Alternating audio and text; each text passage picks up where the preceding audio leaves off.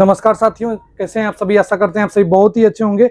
कुछ कारणों के कारण से जो है मैं आप सभी को जो है ये वीडियो जल्दी प्रोवाइड नहीं करा पाया, ठीक है ना। इसमें आप सभी को समझने वाली बात है, खास करके महिला कैटेगरी की जो छात्राएं हैं जो बीपीएससी टीआरई 3.0 में बैठी हैं या अदर भी कोई एग्जाम दिया है, ठीक है ना, उन सभी के लिए ये जो है सामान्य प्रशासन विभाग द्वारा जो है आज एक मतलब कि आरक्षण के बारे में जो है एक चीज जारी किया गया है कि आपको मतलब कितना प्रतिशत जो है आरक्षण मिलने वाला है। और बीपीएससी टीआरई 3 का अगर हम बात करें तो उसमें महिलाओं को कितना आरक्षण मिलने वाला है। अगर अदर स्टेट के अभ्यर्थी इस वीडियो को देख रहे हैं तो वो भी इस चीज को ध्यान से देखिएगा, क्योंकि उनको इस नोटिस के माध्यम से जो है सारा चीज उनका क्लियर होने वाला है कि उनको आखिरकार आरक्षण मिलेगा कि नहीं मिलेगा इस वाले एग्जाम में टीआरई 3.0 में।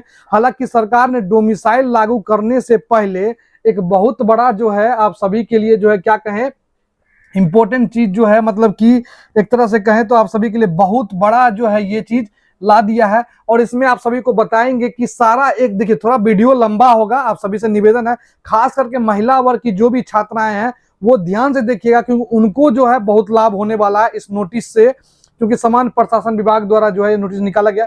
मैं सवेरे ही वीडियो बनाता मगर किसी कारण से मैं ये वीडियो नहीं बना पाया, कुछ काम था मुझे, ठीक है ना। अभी मैं थोड़ा सा फ्री हो गया हूं और आप सभी के लिए वीडियो लेके आ रहा हूं, तो इस वीडियो को आप लोग ध्यान से, थोड़ा सा मैं पढ़ूंगा तो उसको आप ध्यान से समझने का प्रयास करिएगा और मैं आपको समझाते भी जाऊंगा साथ साथ में, और सारा कुछ बताने वाला हूं इस वीडियो में आप सभी को कि इससे आपको क्या लाभ होने वाला है, खास करके बिहार के जो महिला और पुरुष है, ठीक है ना। चलिए बात करते हैं। पहले यहाँ पे देखिए लिखा हुआ है सामान्य प्रशासन विभाग बिहार पटना आवश्यक सूचना आरक्षण विशेषक कुछ महत्वपूर्ण तथ्य।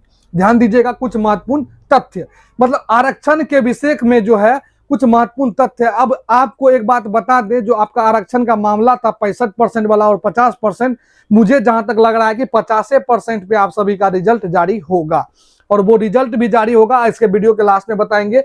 कुछ और भी इंपॉर्टेंट चीज है जो वीडियो के लास्ट में आप सभी को बताएंगे। पहला पॉइंट देखिए आप क्या दिया है, कह रहा है कुछ विशेष की जाति का निर्धारण उसके पिता की जाति के आधार पर होता है और पति के जाति के आधार पर होता है। मतलब सही बात है, अगर आप कोई कास्ट है या कैटेगरी के हैं तो उनका जो जाति लगाया जाता है, चाहे आप बिहार के हो या अदर स्टेट के हो, तो उनका जो सारा चीज होता है वो या तो पिता के आधार पे होता है या पति के आधार पे होता है, ठीक है ना। दूसरा बात करें, देखिए जाति प्रमाण पत्र की वैधता हमेशा बनी रहती है। आप जाति एक बार बना लीजिए तो वो हमेशा आपका उसका वैधता जो है बना रहेगा, ठीक है ना। दूसरा ध्यान दीजिएगा, अस्थाई आवास प्रमाण पत्र वैधता हमेशा बनी रहती है, जबकि अस्थाई प्रमाण पत्र वैधता निर्धारित तिथि से 1 वर्ष के लिए होती है। देखिए जब अस्थाई आप बनाइएगा ना, अस्थाई जो होता है ना, मतलब अस्थाई निवास प्रमाण पत्र जब बनाते हैं आप लोग, तो वो जो होता है वो सदा के लिए हो जाता है। जब अस्थाई आप बनाइएगा तो उसका 1 ही साल का वैधता रहता है, फिर से आपको बनाना पड़ेगा, ठीक है। दूसरा देखिए 4 नंबर क्या है, आय प्रमाण पत्र की मान्यता निर्गत तिथि से 1 वर्ष के लिए होती है। आय प्रमाण पत्र जो होता है उसकी मान्यता सिर्फ 1 वर्ष के लिए होती है, 1 वर्ष के लिए, ठीक है ना। उसके बाद चौथा पॉइंट देखिए, सत्यापन के पश्चात अभ्यर्थियों को मूल प्रमाण पत्र आवेश लौटा दिया जाएगा। अब देखिए हमको लग रहा है कि बिहार सरकार जो इसको जारी किया है तो आप सभी को लगता है कि डीबी पहले करवाने वाला है टीआरई 3.0 में, बीपीएससी टीआरई 3.0 में। अब देखिए यहाँ पे सत्यापन के बाद मूल प्रमाण पत्र आवेश लौटा दिया जाता है। उसके बाद क्रीम लेयर, देखिए 2 नोटिस है, नोटिस 1 और नोटिस 2, उसमें क्रीम लेयर रहित प्रमाण पत्र के बारे में बताएंगे, इसमें जो है नन क्रीम लेयर रहित प्रमाण पत्र के बारे में बता रहे हैं, ठीक है ना। क्रीम लेयर में नहीं आने वाले संबंधी विहित पत्र में अभ्यर्थियों से अंडरटेकिंग प्राप्त कर पुराने क्रीम लेयर रहित प्रमाण पत्र के आधार पर नया क्रीम लेयर रहित प्रमाण पत्र निर्गत किया जा सकता है, ठीक है ना। उसके बाद क्रीम लेयर रहित प्रमाण पत्र बार बार बनवाने की आवश्यकता नहीं है। राज्याधीन सेवाओं हेतु अपने पुराने प्रमाण पत्र के अंडरटेकिंग देकर आवेदन दिया जा सकता है। अब देखिए अब क्रीम लेयर प्रमाण पत्र जो है आप उसको बार बार नहीं बना सकते, एक बार बना लिए तो वो अस्थायी हो गया, ठीक है ना। उसके बाद देखिए 8वां पद क्या है, राज्याधीन सेवाओं में राज्य के मूल निवासी को ही आरक्षण दे है। अब देखिए ये जो है ये इंपॉर्टेंट है, 8 नंबर आप लोग ध्यान से समझिएगा थोड़ा सा, ये वाला पॉइंट जो है इंपॉर्टेंट है आप सभी के लिए। 8 नंबर कि राज्याधीन सेवाओं में राज्य के मूल निवासी को ही आरक्षण दे है। अब जो बहुत अभ्यर्थी कह रहे थे ना कि सर मुझे आरक्षण मिलेगा, अदर स्टेट वाली जो महिलाएं थी उनको भी अब आरक्षण नहीं मिलने वाला है।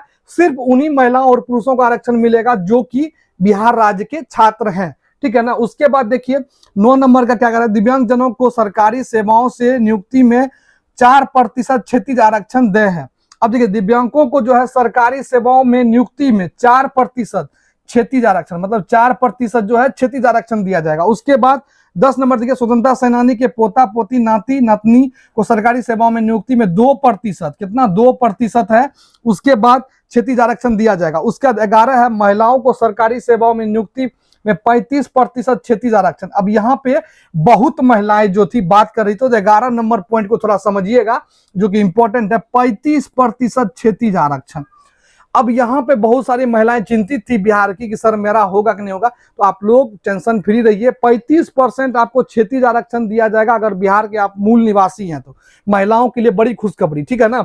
उसके बाद यहाँ पे लिखा गया है WBC पिछड़े वर्गों की महिलाएं का तात्पर्य है कि अनुसूचित जाति, अनुसूचित जनजाति, अत्यंत पिछड़ा वर्ग एवं पिछड़े वर्ग की महिलाएं इस सरकारी सेवाओं में नियुक्ति में 3% उधर आरक्षण दे है, जो 35% क्षैतिज आरक्षण के अतिरिक्त है। यहाँ पे साफ लिख दिया गया है कौन कौन सा हम बता दिए, पिछड़े वर्ग की महिलाएं, अनुसूचित जाति, अनुसूचित जनजाति, अत्यंत पिछड़ा वर्ग और पिछड़े वर्ग की महिलाएं, ये सभी महिलाओं को 35% का आरक्षण दिया जाएगा और साथ में 3% उधर आरक्षण भी दिया जाएगा, ठीक है ना। तो ये वाला नोटिस हम लोग का हो गया क्लियर, ये वाला नोटिस क्लियर हो गया। चलिए आप लोग समझ गए, जो सभी विद्यार्थी थे उसमें आपको समझ गए। अब देखिए हम लोग बात करेंगे क्रीम लेयर। क्रीम लेयर अगर आप लगाते हैं, क्रीम लेयर रहित प्रमाण पत्र लगाते हैं, उसमें आपको क्या सटीक, क्या महिलाओं को जो है छूट मिलने वाला है या पुरुषों को, ध्यान दीजिएगा। पहला क्या कहता है, क्रीम लेयर रहित प्रमाण पत्र नॉन क्रीम लेयर सर्टिफिकेट जाति आय स्थानीय निवास प्रमाण पत्र पर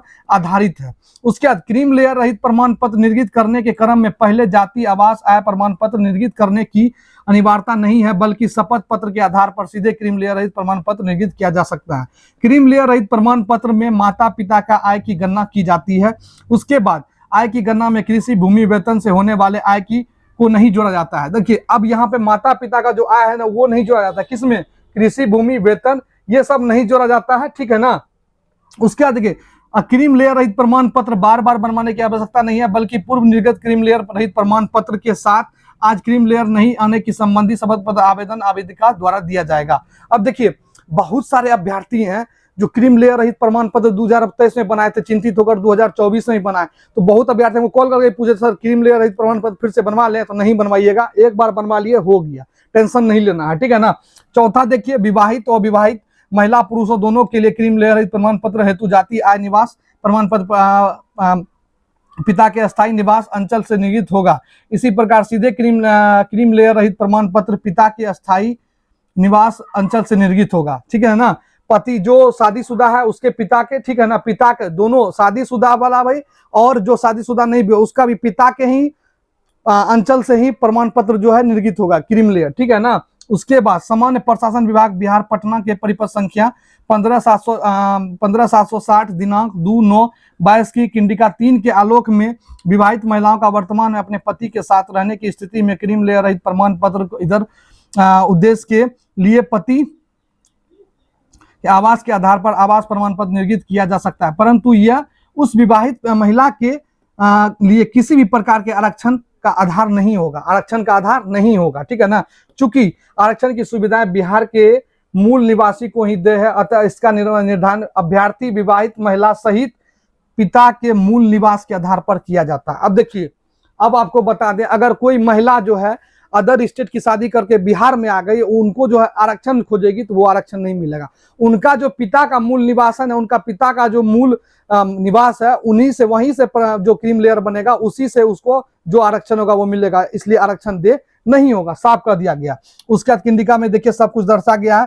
अब ये जो जारी किया है, जारी करने का कारण आप सभी को बता देते हैं कि हाल ही में जो है आरक्षण लेकर जो है अदर स्टेट के जो छात्र हैं वो जो है शिक्षक में बहाली ले लिए।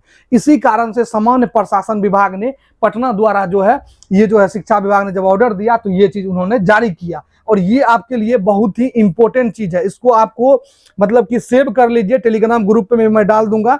टेलीग्राम ग्रुप पे आप नहीं ज्वाइन हुआ तो ज्वाइन कर लीजिए, लिंक डिस्क्रिप्शन में दिया होगा, वहां पे मैं आपको भेज दूंगा। आप इसको सेव कर लीजिए क्योंकि ये आपके लिए जरूरी है, ठीक है ना। उसके बाद जो अभ्यर्थी बनाना चाहते हैं, अपना जो भी चीज बनाना चाहते हैं, जाति, निवास, आय प्रमाण पत्र, उनके लिए एक पोर्टल जारी किया गया है, देख लीजिए।